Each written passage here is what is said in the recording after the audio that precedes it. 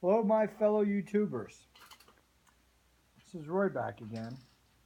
I thought I'd make a quick video on how to use a signal generator and how to increase some of the voltage because not much come from them. Like this one is 25 megahertz, and I believe it puts out.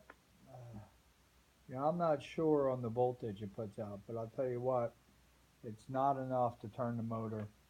So enough to light a LED, but not enough to turn a motor at all. This is a 12-volt motor right here.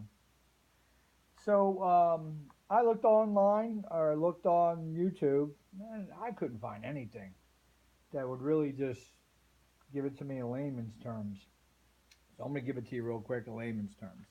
People are using 555 timer switches, but I already got my signal generator. They're making their own generators out of that. So basically, I'm going to make it simple. You come out of the signal generator, you'll have a positive, okay, and a negative. Well, that was the problem. If I just had one, I could have figured it out, but I figured it out anyway. It took a while.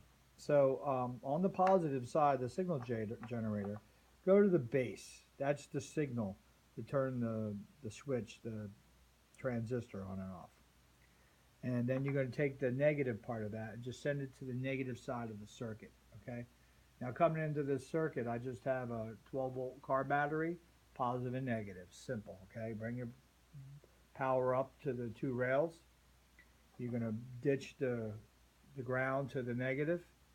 I come off the negative and I bring it over here and go to the emitter.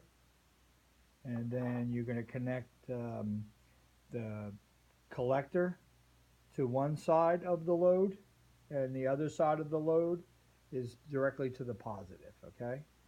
And that will allow you to run some frequency. Now, the reason I'm doing this, I'm getting into some Edley Scallon stuff with frequency, into some Tesla stuff with frequency.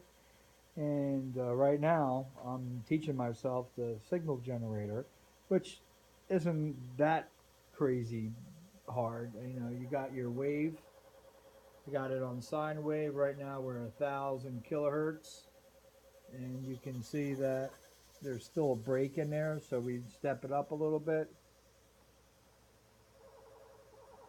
Let's move it over to one more. So we'll go, there you go. So that's 11,000 kilohertz, and she's humming good. So you got to think about that. Now this motor usually would run on DC. So we got it running on a signal based on throwing enough signal at it. And we're using a transistor, so we're able to step up the voltage. So, man, 4 minutes. We'll get this over in less than 30 seconds. So I'm thinking what we'll do from here is we'll step up the voltage by building a voltage um, doubler. And we're trying to increase the wattage. And then we'll check out here. Right now we're running 1.3 watts, and we're at 0.10 or 11 in amps to run this motor. So we got this circuit running through this. If I turn it off here, you'll see that the voltmeter goes down where we got 12.55 volts. I kick it on to run this motor. We're at 1.3 watts, 0.10 amps, running the motor through the transistor from the sine wave, or from the generator.